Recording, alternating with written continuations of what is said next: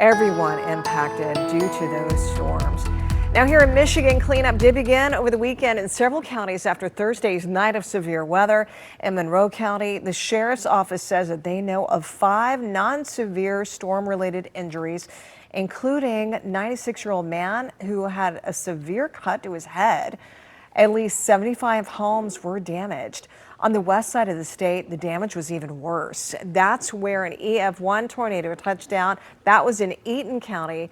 That moved into the Lansing area. So I tell you what, it doesn't matter, what kind of severe weather you have. Anytime somebody's injured, it's the whole reason that we have the warnings and the watches. Yep, it sure is. And those severe weather outlooks were even out before the watches and the warnings came out. So we just hope people heed the message and heed the warnings.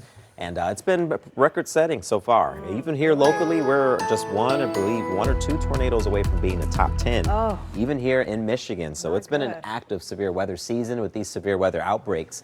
Not the case today, but that is going to be something that we'll have a trade-off because we're not going to have the warmth either, and we're going to be cooler. In fact, jackets, I think, will be needed for this morning, so it's the first point for the Weather Planner Plus. I will say the jackets are going to be something we'll need, not just for this morning, but possibly for additional mornings this week because lows are going to be in the 40s a lot of these days. A cool and cloudy start. We'll get some sunshine, and I'm thinking skies will eventually clear up a little bit more this afternoon. That'll help our temperatures climb to at least about 63.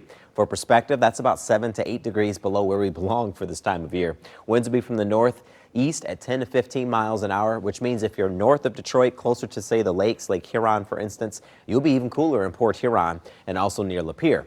Rain gear was going to be needed for Tuesday. I think we'll be all right today. High pressure is going to protect us. That drier air is going to fight against a lot of that moisture, but eventually it will win the battle. So clouds move in for your Tuesday morning, and then by lunchtime, it becomes fair game for any one of these showers to sneak in here.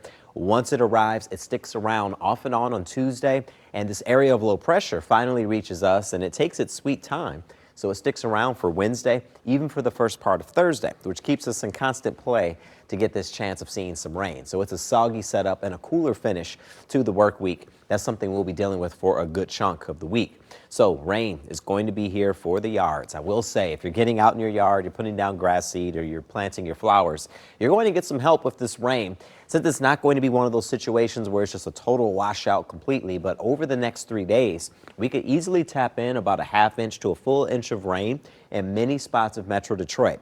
This is going to be widely scattered, but the chance and opportunity will be there. So that's some good news for you in that regard. Where do we go from here? 7-day forecast keeps us in the 60s all week. You will notice the exception. That's going to be Wednesday. Cooler air is going to move in. The combination of clouds and persistent rain holds the temperatures back. 57 will be the best that we can do for the high temp on Wednesday. And then we'll look ahead to Thursday and Friday. We'll brighten the skies up, getting the 60s back in here. And I think we could at least push the mid to upper 60s to near 70 degrees for Saturday and Sunday. It's just going to take all week to get there. 71 is the average high temp. No 70s on that 7-day.